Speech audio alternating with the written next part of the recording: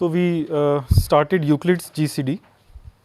So you are given two integers a and b in bits, and you would want to compute the largest c that divides both. So if the largest c is 1, then we call the numbers to be co-prime. Otherwise we say that they share a factor. Right? So like 100 and 1000 share a factor, but 100 and 1001 they don't. So they are co-prime.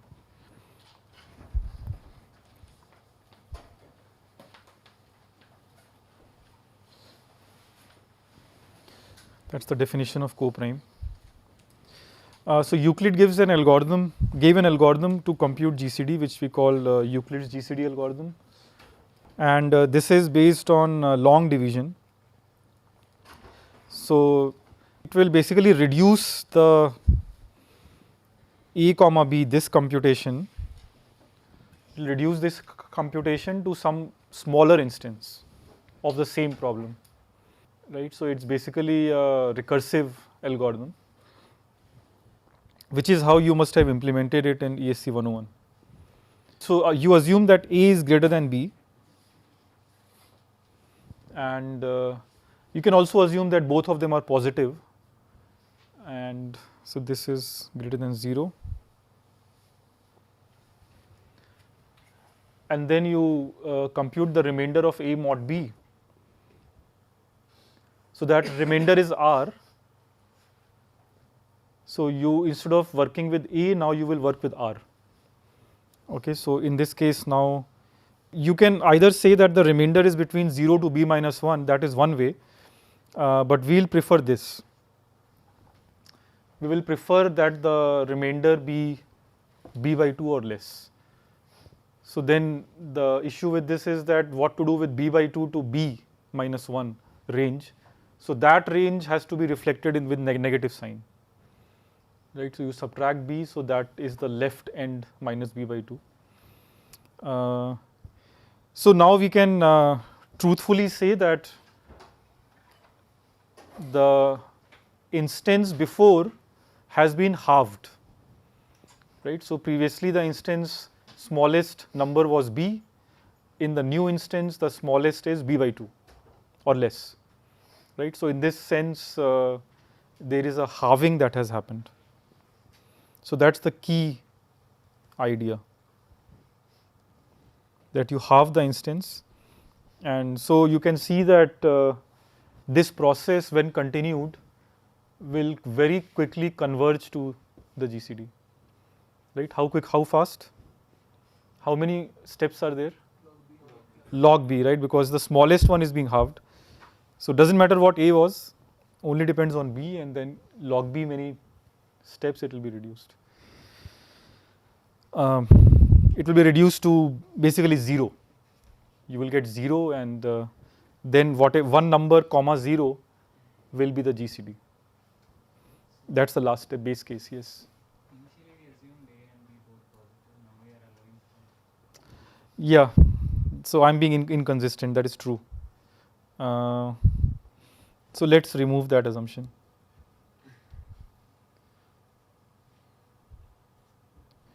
Some students will not like inconsistency. Okay, so the algorithm is just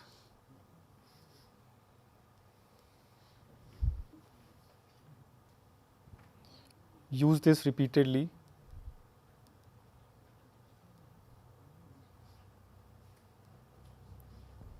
To compute the GCD.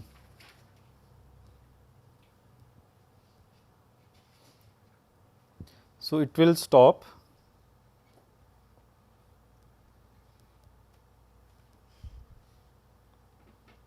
So now since b can also be negative, let's remove the sign and then take log. So it stops in log b many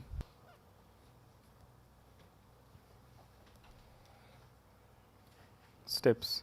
So you can think of the unsigned value of A to be more than the unsigned value of B. So B is still smaller in a way, and that many steps you will require. So let's do the formal analysis, because that I think very few would have seen. So this algorithm, what exactly is the time complexity? Exactly, I mean in terms of asymptotics. So in number of bits of A, bits of B, what is the time complexity analysis? If you do this lazily, then you will get a bad bound. So we have to do this a bit more carefully. So let us see this as 2 by 2 matrix transformations. Okay, so you started with a vector A comma B and you are reducing it to B comma R vector. So there is a matrix transformation happening. So what is that matrix transformation? So first step is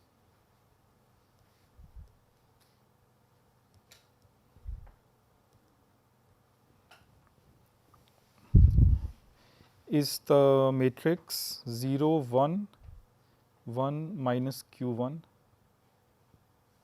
times AB.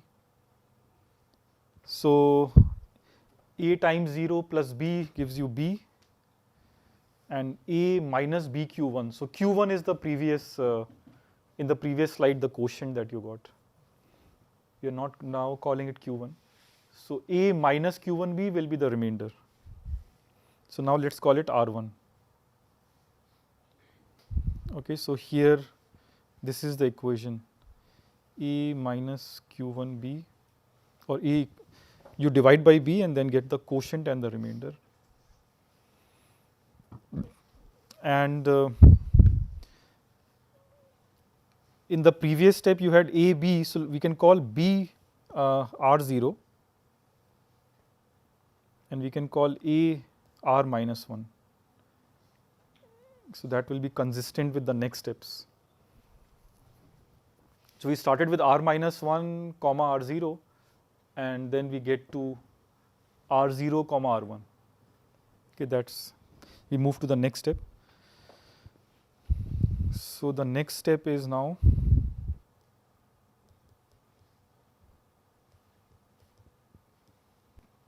so the matrix will be of a similar type in the next step also. Okay, so it will be 0, 1 and 1 minus Q2. So times BR1, because we have ensured that in the first step B is somewhat smaller than A, and then in the next step R1 is somewhat smaller than B. So it's similar kind of transformation will give you R1, R2.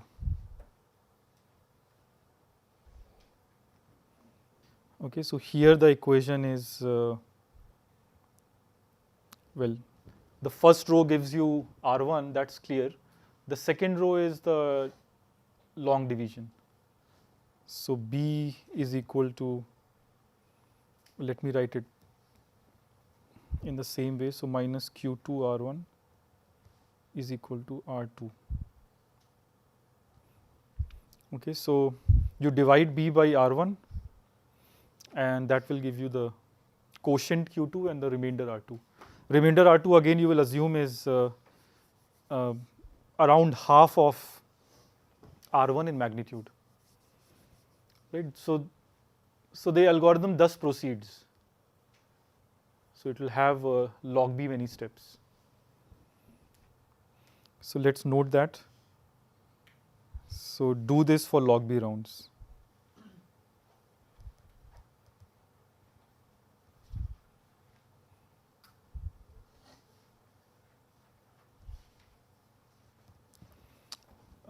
So this LG will always denote log to base 2. Right? This in this case is the number of bits in B. Maybe you need to take a ceiling here.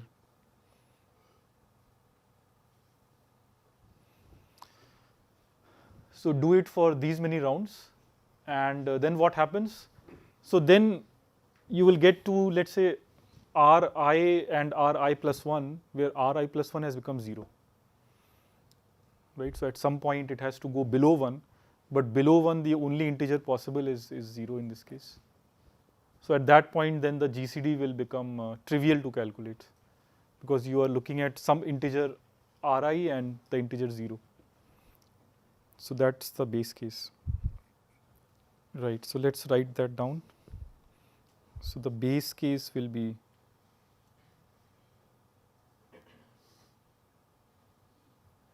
or the halt condition.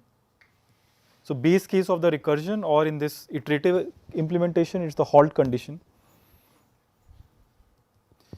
So this is when Ri is equal to 0.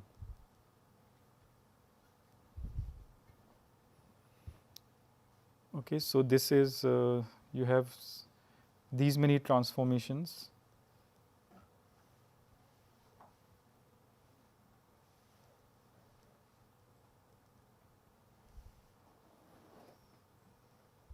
On AB. So now you can see that the every step is just multiplying by a 2 by 2 matrix of this kind of triangular form. It's not exactly triangular, but triangular with respect to the anti-diagonal. So you can compound it and multiply by all these 2 by 2 matrices in one shot to the vector AB, and that gives you 0 here. And what is the second element? So this is the GCD, right? So you have computed the GCD of AB in the after I steps. So what is the overall time complexity?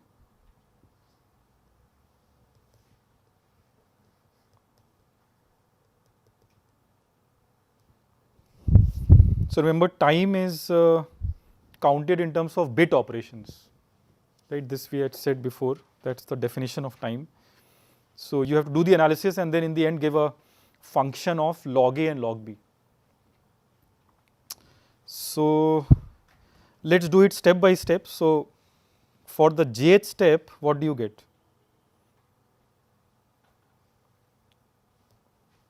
So j is equal to 1 to I,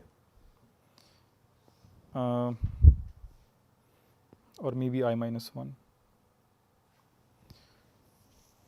So what is the jth step complexity? What should I put here?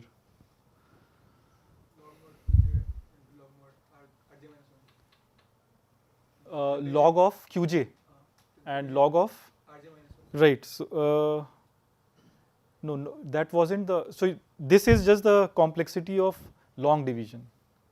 So in the jth step, what is the complexity of long division that we saw in the last class? The divisor and the quotient.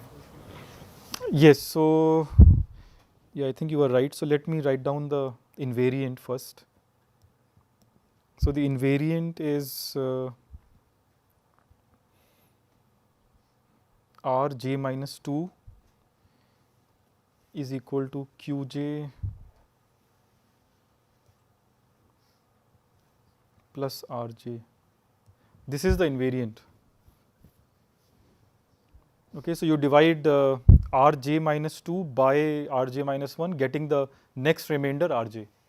And remember that R minus 1 is A and R0 is B. So these are the equations you have. Right, is this correct? So j equal to 1 will give you A equal to Q1 times B plus R1 and so on. Right, so sanity check is fine. So looking at this, so what is the complexity of computing here Qj and Rj? That's the question. So that complexity you have to put inside the bracket, right? So this complexity is, last time we saw it's log Qj times log Rj minus 1.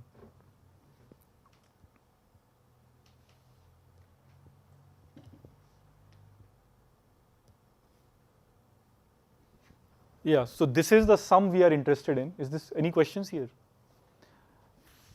So I am being very careful here because if you are not careful, so one lazy analysis that you can do is just put here log A times log B, right? Or just put here log A square, log A whole square. But then the sum will give you another factor of log B. So you will actually get essentially a cubic time complexity. But if you do my way, then you will get quadratic complexity, okay, which is the real complexity of this algorithm. So it's not cubic time, it's quadratic time. So how do you get that from this sum? How do you simplify this?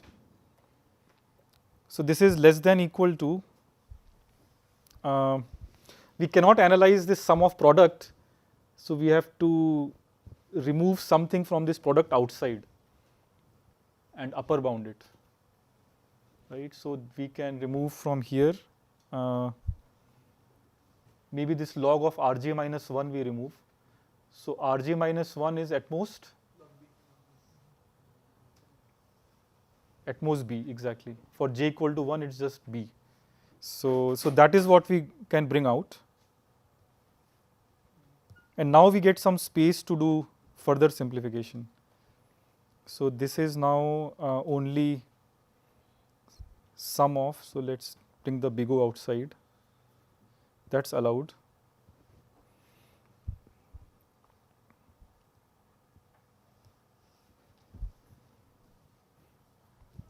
Right, so now you only have to analyze sigma log qj.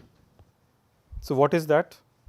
Again, if you are not careful, then this will become quadratic, this thing inside big O, because the sum has already log b many terms.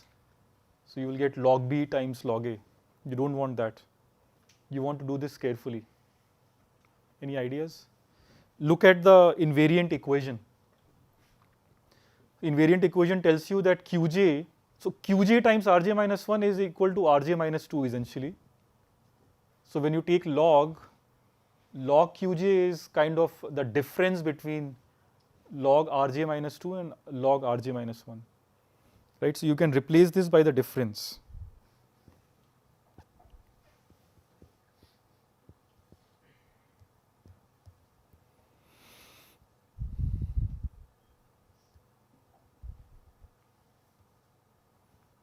So rj minus 2 minus rj minus 1. Is that fine? In this equation, rj is very small, so you can say that log qj is at most, asymptotically it is just a difference of these two logs. And now what? Yeah, then you can do the telescoping sum. So you can see that everything will cancel out except one thing, which is log a.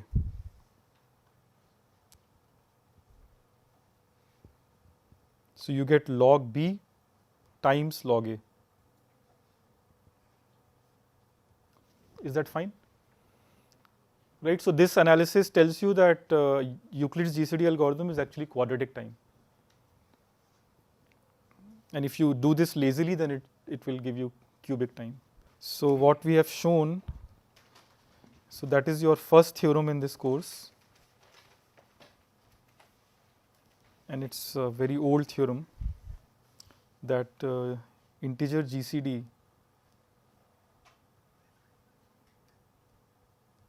is computable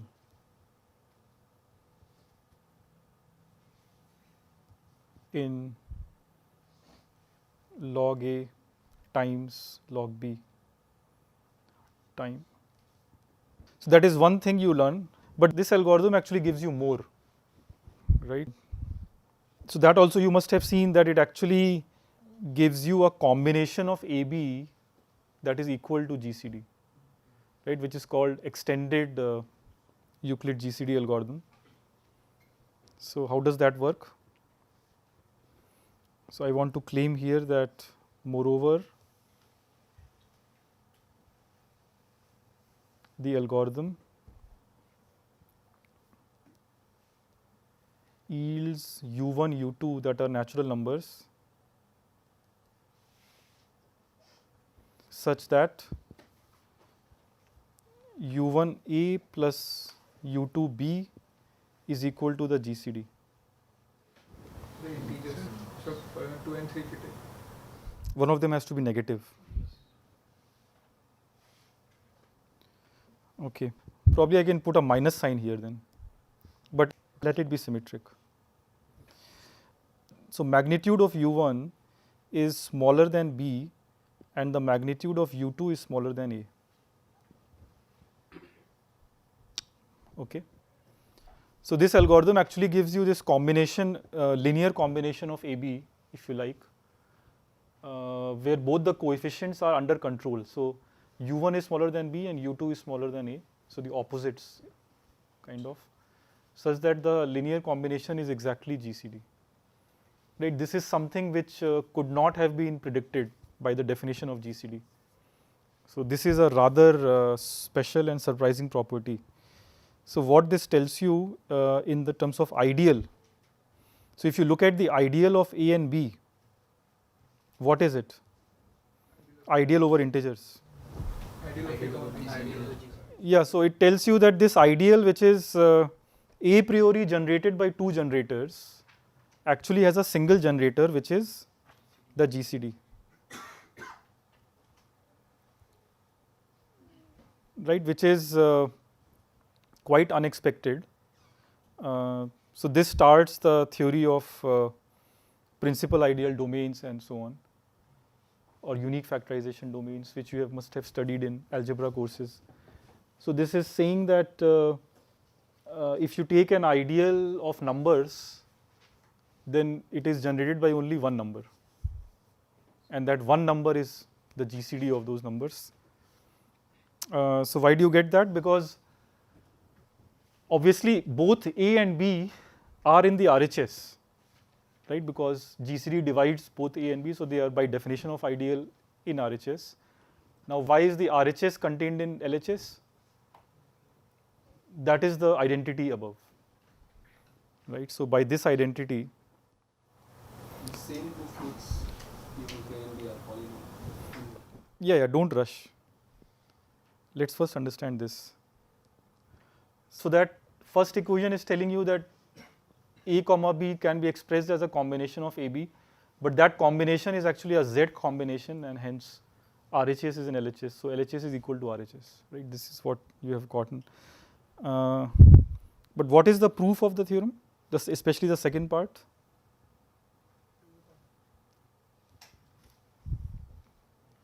So what is the proof of 2? Do you see that the previous slide gives that? Multiply all the matrices to get 1, 2 by 2 matrix. Yes, right. So you just focus on this equation. So you look at this equation 1, and what will you get if you multiplied these 2 by 2 matrices? So you will get a single 2 by 2 matrix, and let's say it has elements alpha, beta, gamma, delta. So then alpha, beta with AB inner product is equal to GCD. That's the simplest proof. It immediately follows.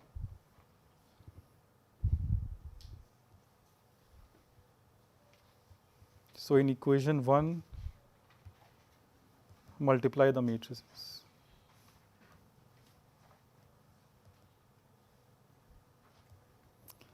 And the second part that u1, u2 are small. How do you get that? Why are they small?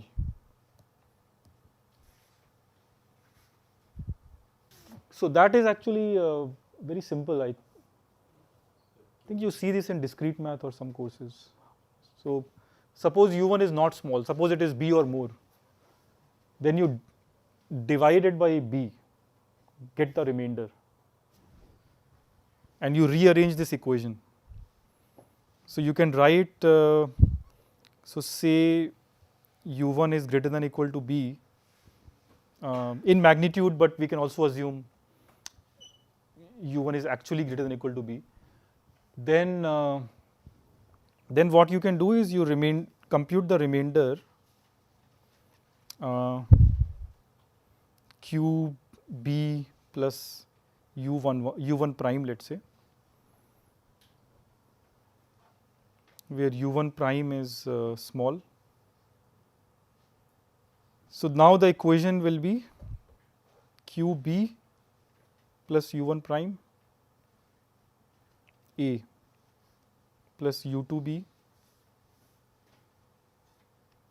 is equal to the GCD.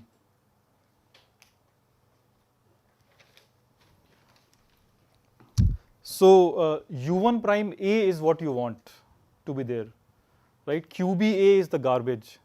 So what do you do with this QBA? Well, you absorb it in the subsequent term. So you will get U1 prime A plus U2 plus QA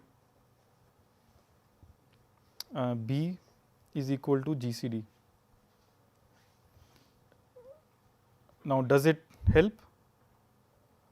So this is now, so now U1 prime is under control, it's below B, but what can you say about this second coefficient, U2 plus QA? What do you think? So the idea is simple, this U1 prime A, how big is this product? In magnitude, it is at most AB. I mean, it is smaller than AB, in fact. The GCD is much smaller than AB, so that we can even ignore. So this equation is saying that something which is smaller than AB plus the underlying coefficient times B, they are roughly, they are basically equal, roughly equal. So U1 prime A and this U2 plus QA, we can call it actually U2 prime. So let's call it U2 prime.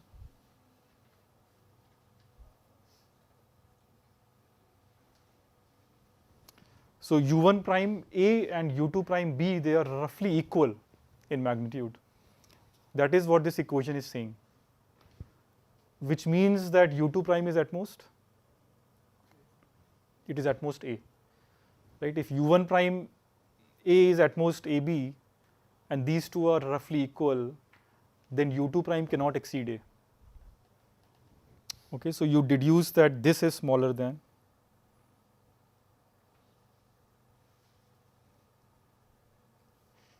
A.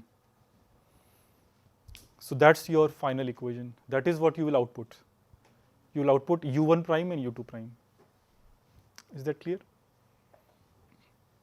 So in fact, the way algorithm is written, this step might be needed. So U1 may blow up, but then you reduce it. And when you reduce it, then the corresponding U2 prime is also reduced. So both are reduced simultaneously.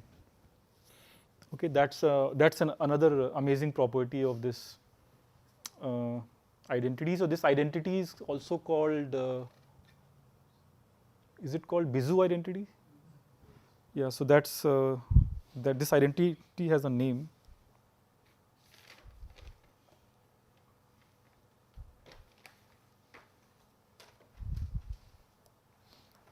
So that's the Bezier identity. Any questions? Okay, so now this algorithm is extremely important. We'll see the importance again and again in this course. But for now, let us just write these corollaries.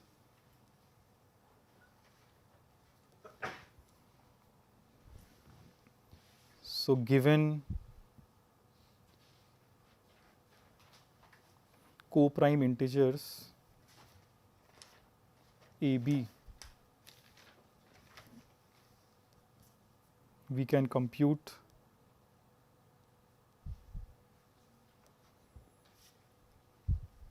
A inverse mod B in the same time.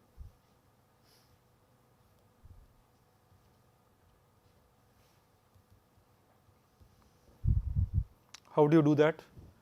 How can you invert numbers? So first of all, why should A inverse exist? Their co-prime. Right, but why should it? Dy equal to 1 because GCD is 1. So in fact, even the reason why A inverse will exist goes through Euclid's GCD.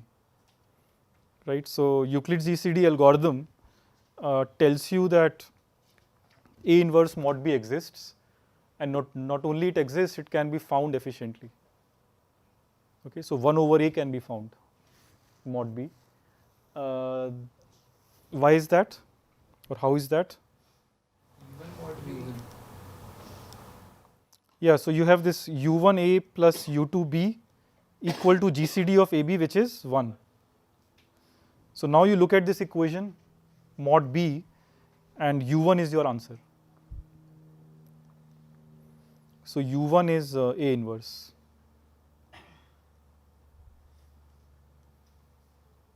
Right, so that's all. So that is the significance of u1, u2. For co-prime numbers, u1 is essentially the inverse of A and u2 is the inverse of B. Right, so inverse computation is made simple now.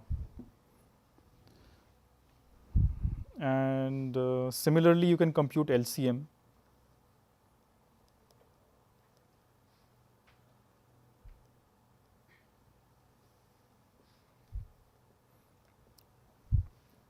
So how do you compute LCM using GCD algorithm? A product by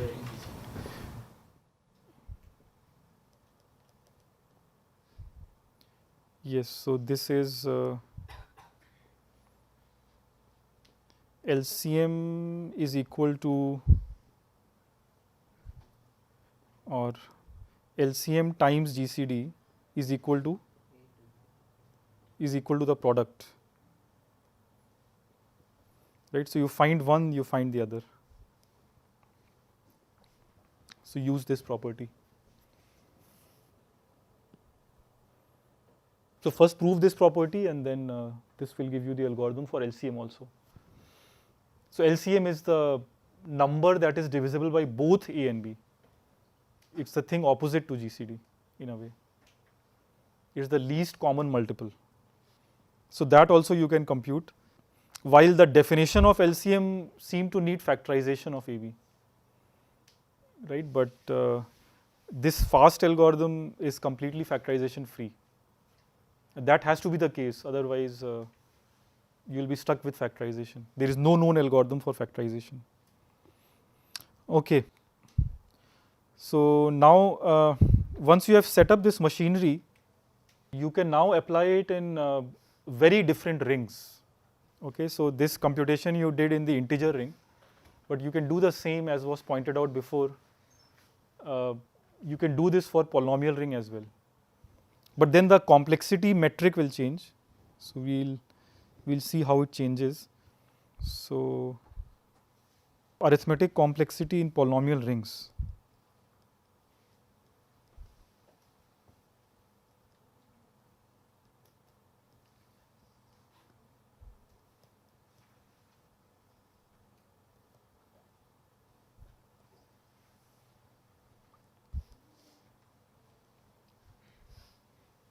Also gets solved similarly. But now one has to properly measure the complexity, or one measures complexity differently. So that we'll see now.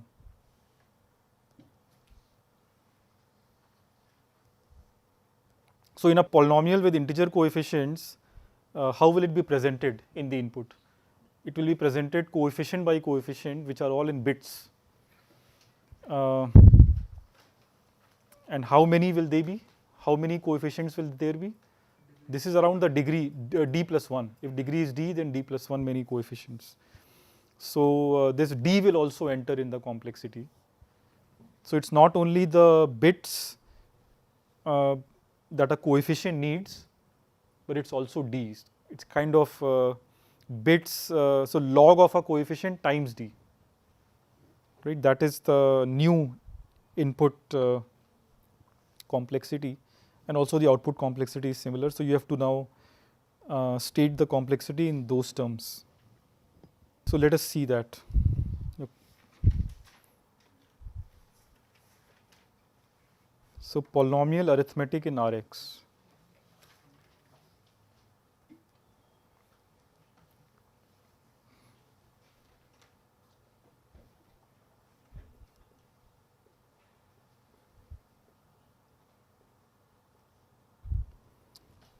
So R is a ring with where you know how to do the ring operations, addition, multiplication. In fact, for this discussion, we will consider it to be unit time. So we'll not worry about the ring operations in R. We'll only worry about, once given these subroutines to add and multiply in R, what can you do with the polynomials? How much is the complexity of the polynomials? You can think of R as Z. So f plus minus g. F and g both are in Rx. So this sum or difference can be computed in how much time? So not time, sorry. We cannot say time here. We'll just say how many ring R operations will it take to compute the sum.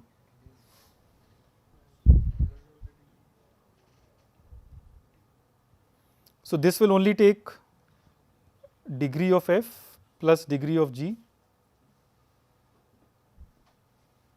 many R additions in fact, not even multiplication.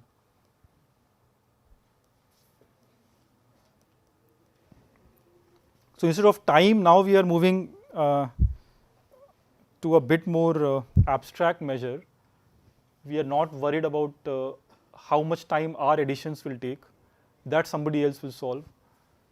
But once it is solved, how much will the f plus g computation take? So that is bounded by the degree.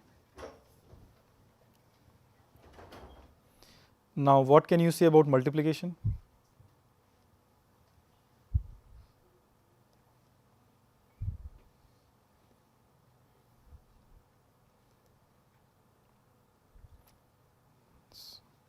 How many R operations?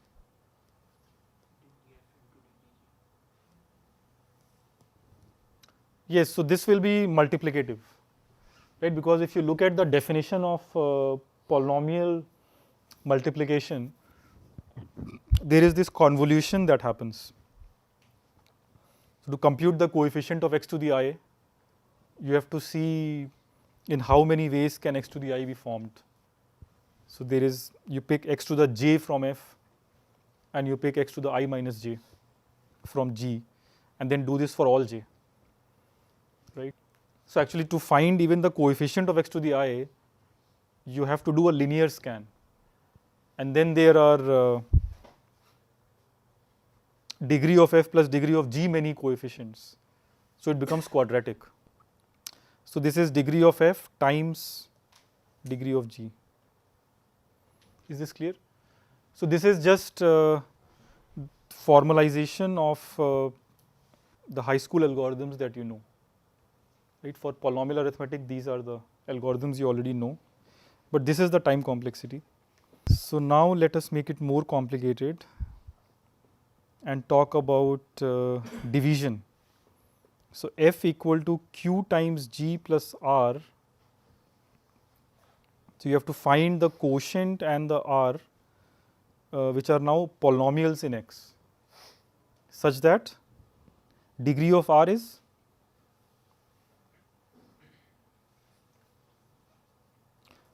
so degree of r has to be less than the divisor degree, which is g, right? So this can be computed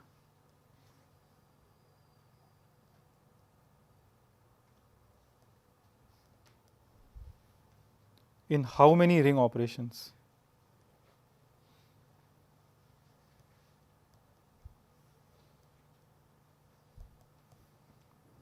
So what is this? So you have to go back to Euclid's GCD algorithm, and whenever you are doing the division step, you have to now do polynomial division, right? And so, well, what is the complexity? Actually, this isn't GCD yet, so we are only talking about one step, which is division. So look at long division. So how many R operations would be needed there? Yeah, why is that? Because you only need to. So you will have G and F, and then here you will be computing the coefficients basically. one by one, right? So the first monomial that you will compute, this one, this monomial will be the leading monomial of f divided by the leading monomial of g, right? So that's the leading monomial, and the coefficient will be similar. The quotient, the ratio of the coefficients, corresponding coefficients, and so on.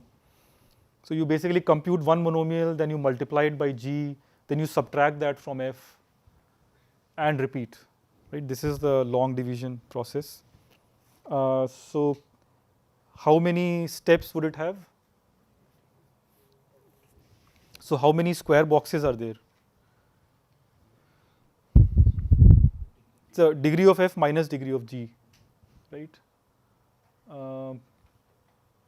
Or in fact, in terms of this, degree of q. So degree of q, many steps are there? And in each step, how much price are you paying? Degree of g. So that is the neat complexity. It is now completely analogous to what you got for numbers. So there you got log of q, here you have degree of q, right? So generally this would be the dictionary. For numbers, log, the bit size, and for polynomials, the degree. That is how this conversion happens. For the division, Yeah. when we're dividing the coefficient of the leading monomial of f by leading of g, Yeah. Yeah, that is true. But one can say that either this algorithm will give you the output, or it will get stuck because it tried to divide by 0. So the program may give division by 0 error. We don't care. So at any point, if it finds a 0 divisor, Not a zero division. what is the No, means I can get in degree of g. sorry? I can get in degree of g. For example, if we have 3. No. In one step, what are you doing? You are dividing the coefficient of f with coefficient of g. So as long as that division is defined, the algorithm will continue. It's actually an important point. So if the coefficient of g was 1, so which means that g was monic, then doesn't matter what the ring is, right? So maybe that one can remember. So that's an important point. So if g is monic, so yeah, the question really is why should q and r, or why should r exist? So if g is monic, then r always exists for all rings R. Okay. So this is a very useful fact, that generally you don't have to worry about R being a field. It can be any ring, because usually in applications we'll make sure that G is monic. So if G is monic, then it doesn't matter. A division by 0 will never happen. If G was not monic, then there may be a silly coefficient sitting which may behave like 0 in that ring. And so when you ask the computer to divide 1 by 0, it will complain and the program will crash. So that is fine. If it doesn't crash, then it will take these many steps. Degree of q times degree of g. In fact, this also is a nice mathematical fact, that R exists if G is monic, irrespective of what ring R is. It doesn't depend on field properties. Okay. So now with armed with long division, you can talk about GCD. Right? GCD is now also within reach. So similarly, GCD of FG. So why GCD of FG? In the same time, degree of f times degree of g, right? So there is a important difference in the proof. So in the Euclid GCD proof that you saw for integers, we were saying that the instance, the number is being halved. Now is something being halved here? So here actually nothing is being halved. Here actually just the degree is being reduced by 1, because the division step tells you that degree of R is less than degree of G. It is not half. So it will actually take degree of G many steps. And then when you couple the proof with this fact, the previous proof with this fact, and you sum it up, you will still get degree of F times degree of G. Okay, so you can do that as an exercise. It's the same proof, but there is a key halving step missing. Yes. We can think of halving as removing one bit. Yeah, exactly. So we were doing halving there because the measure was log of the number. So when you halve the number, then log changes by -1. Here degree will change by -1. So in that sense, it's analogous. GCD will not exist because R is not monic. So means R is not monic. So in the next step, we cannot have that same algorithm if R is not monic. Yeah, but if it doesn't exist, the program crashes. Don't worry. Yes, I should add here that if it exists. So similarly, GCD and F inverse, if they exist.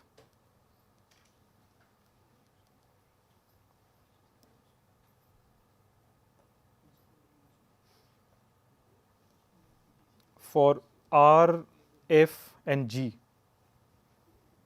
So you may find examples of the ring and 2 polynomials when GCD doesn't exist. Okay. If R is a field, then it will always exist. If R is not a field, then some step may get into division by 0, but not for every FG. So for ring R that is not a field, there might be good instances of FG. So whatever is given to you in the input, the algorithm will accordingly decide. Okay, the algorithm will not prejudge the input. Any question? I was thinking maybe GCD exists, but the procedure could not find because of We need a PID for that. We need a PID for existence of GCD. maybe the GCD is coefficient leading. So it will be like. You may be theoretically right, but if it exists, maybe this will find it. Try to prove that. That identity will be covered. Yeah, try to prove that if it exists, then this will find it. Division will not. Intermediate division will not. Yeah, so to be safe, so what is the safe setting? Maybe I should also write that. So the safe setting here is R is a field. And then doesn't matter what F and G is. If R is a ring, so non-field, then safe is G is monic.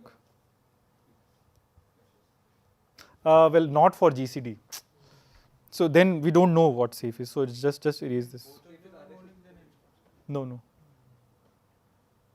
When you get to the remainder, after few steps it's out of control. So let's remove this. So for field this makes sense. For other rings it may crash. Sorry. It's only safe when I is a field. Yeah.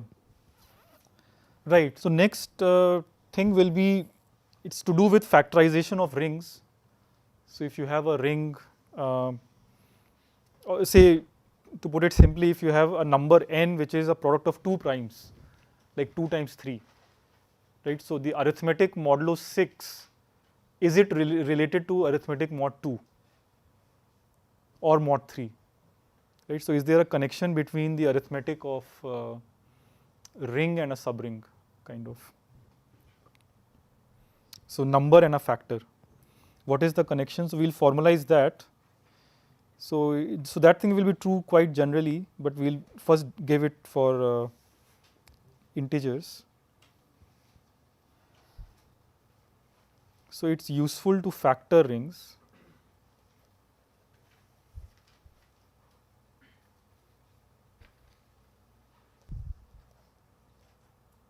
When doing ring arithmetic.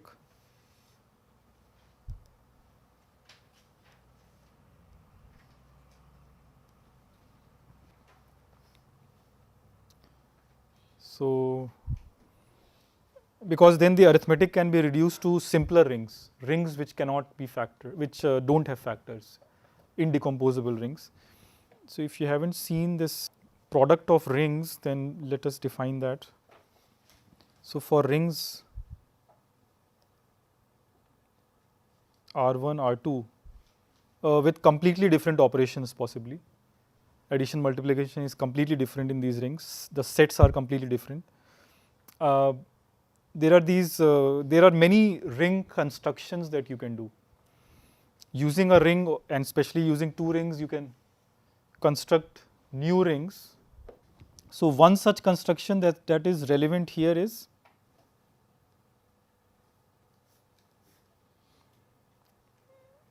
R1 cross R2. So what is this ring?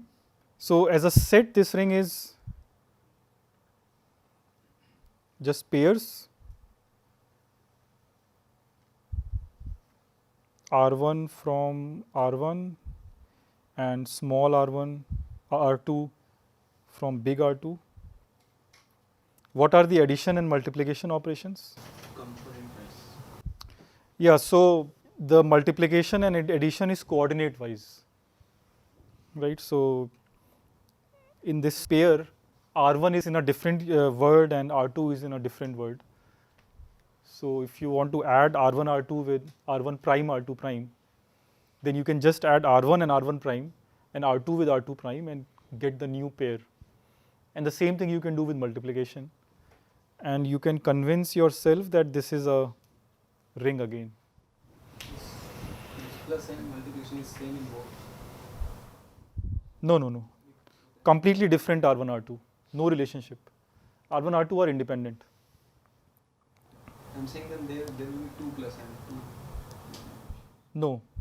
When I say that R1 cross R2 is a ring, I have to define the operations for the set elements. The set element is a pair. Plus is a new kind of operation, right? Plus something. This is a third operation, yeah. R1 had one, R2 had second, and this product has third. So this is also called, I think, direct product of two rings or external product. Yeah. But we'll simply call it product of rings. Factor of R1 cross R2 we'll call R1 or R2. Okay, so we see this as something that we saw in integers. That's our notion of factorization of rings or product of rings. So this is coordinate wise.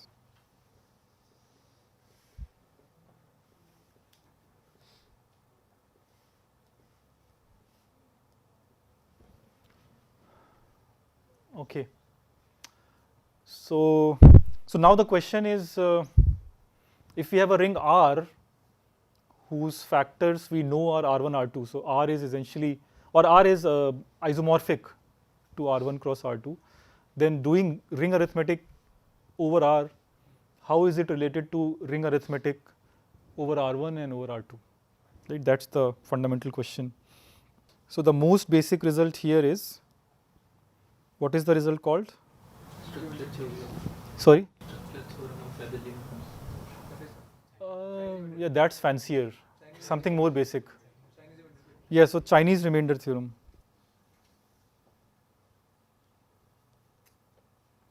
And remember, we are interested mainly in algorithms. So whatever we say about structure theorem, we have to show that it's efficient. It should be very constructive. So the most basic result is Chinese remainder theorem.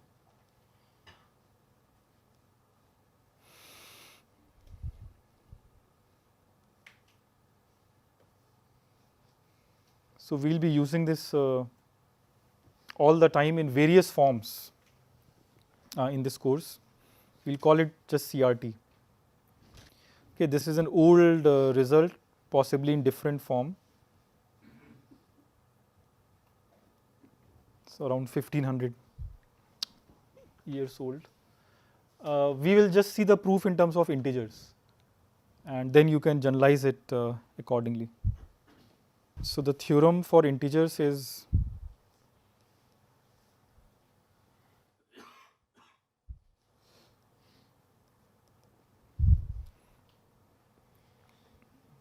So A, B are co-prime integers.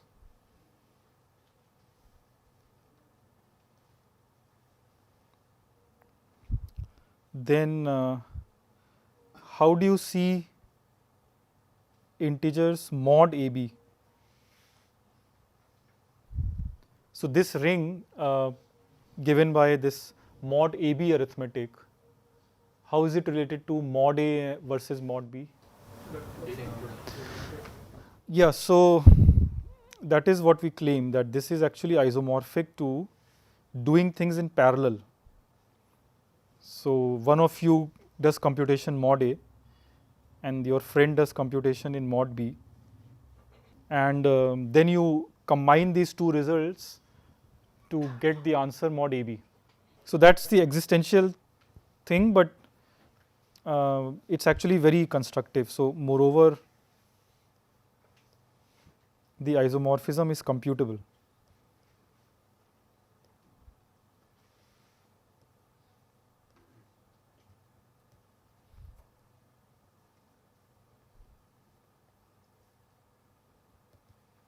In log A times log B time.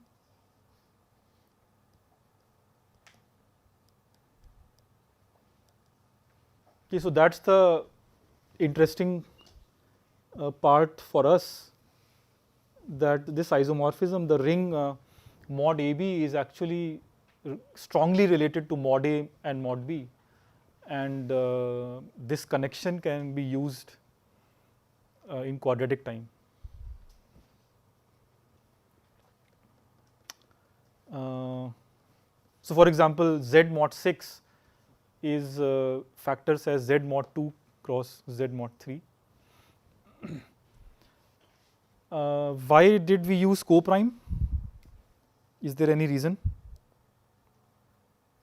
Why this extra assumption? So let us see an example. So Z mod 4 and Z mod 2 times.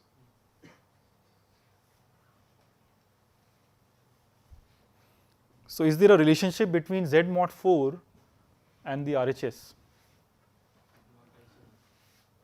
Why are they not isomorphic? Interesting.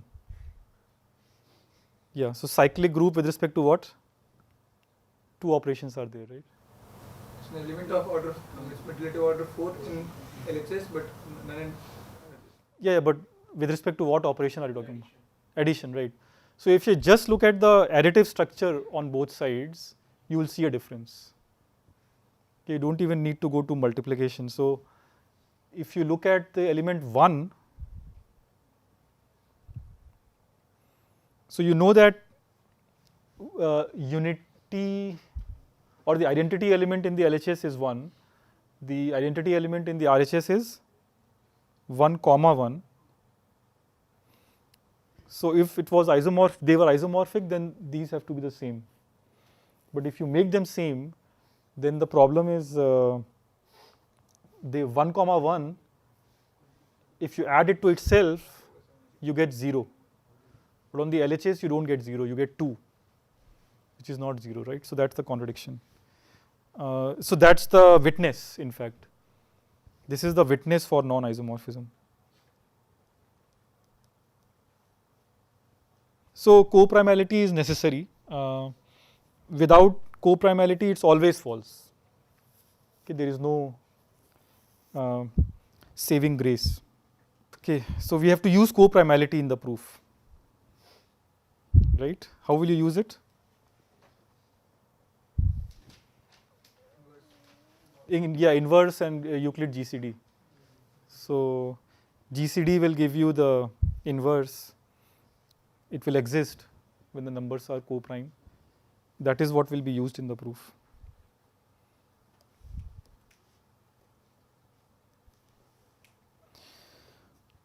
So let's so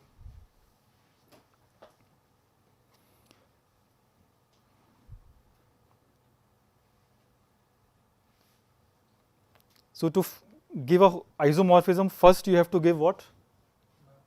A homomorphism. right? First you design a homomorphism and then you lazily claim that it's an isomorphism, right? So what is this first step? What is the homomorphism? So suppose you have u comma v element on in the LHS ring. So what should you associate u comma v with in the RHS ring? X1, X2 are the inverses of A inverse mod B and B inverse mod A. It's easier to give a map to reverse way.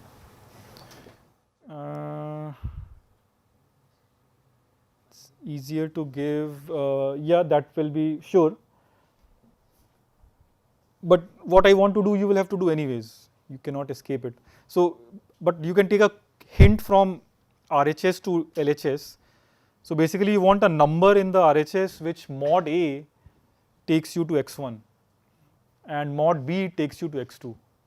So what is that magic number in the RHS? So basically, you want a number in the RHS which mod A takes you to x1 and mod B takes you to x2. So what is that magic number? Okay, so the map will be this x1 u1 plus x2 u2 such that mod A, it should become x1.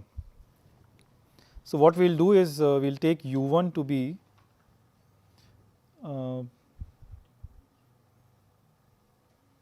B inverse mod A. That is true.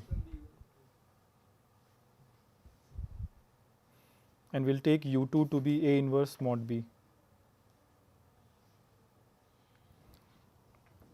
And of course, we can compute u1, u2 efficiently. In quadratic time, you compute u1, u2 and then look at the linear combination of x1, x2 like this, right? So when you take remainder mod A, you will see that you will get x1 because u1b becomes 1. And when you go mod B, you will see that you get x2 because u2 and A are inverses, right? So these are independent moduli. So mod A and mod B have nothing to do with each other, right? But this single number is able to satisfy both the constraints. So it's a clever construction, and so that's your map phi. Now, why is this map a homomorphism? So, well, first property we have observed is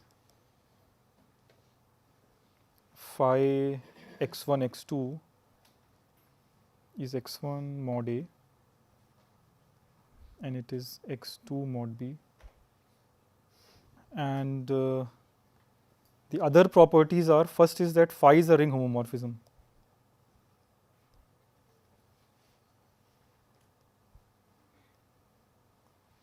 Why is that?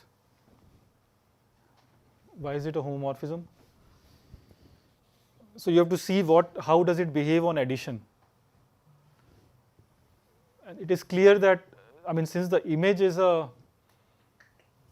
linear in both x1 and x2, it will behave well with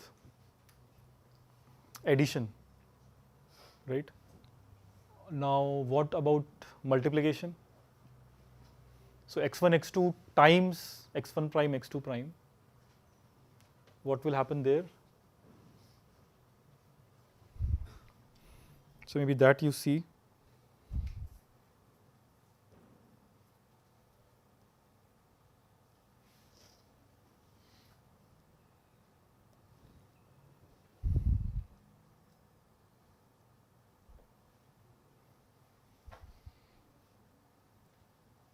So what is this? And this is, you are doing mod AB. This multiplication you do mod AB. So what will this give you? The cross terms will get cancelled out because they will have AB term and the 1 square will be also 1. Exactly. So fortunately the cross terms are 0 in this ring. So this is only multiplying x1 with x1 prime, Okay, let me write that. U1b square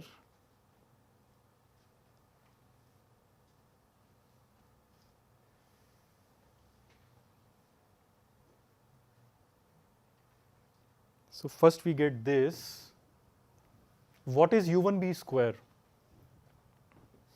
That we have to understand. Mod AB. Do you see that it is U1b?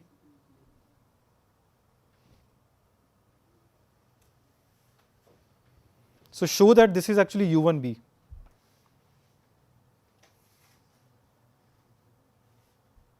And this is U2a. Okay, so the square actually has no effect. So this expression is actually equal to x1 prime, or one coefficient, and the other coefficient is x2 prime. So which then is actually the image of phi x1 prime comma x2 prime.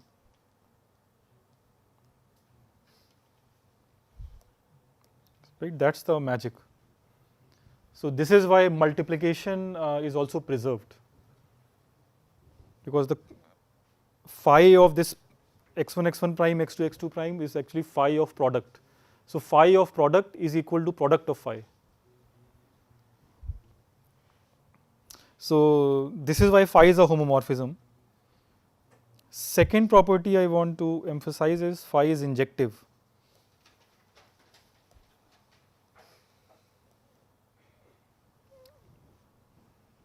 Why injective? If it was not injective, then something must be mapped to 0, right? So 0 means that this x1 u1b plus x2 u2a will become multiple of ab. It will be 0 mod ab. So what will that give you? You can actually deduce from that x1 and x2 both have to be 0. So the only pre-image of 0 is 0. So phi is injective. Is that enough for isomorphism?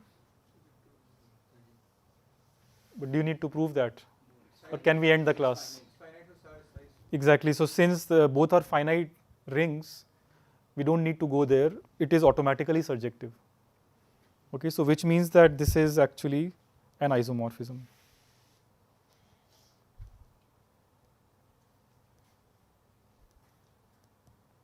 Right, so that's the full proof. Any questions? These basic ring calculations you should fill in. It will be good for your education. Okay. But overall, this is how you prove these things. And every step here is efficient. So from the RHS you can go to LHS, and from the LHS you can go to RHS. Okay, both sides. So phi and phi inverse both are efficiently computable maps. Right. So this is completely constructive using Euclid's GCD. Okay, stop.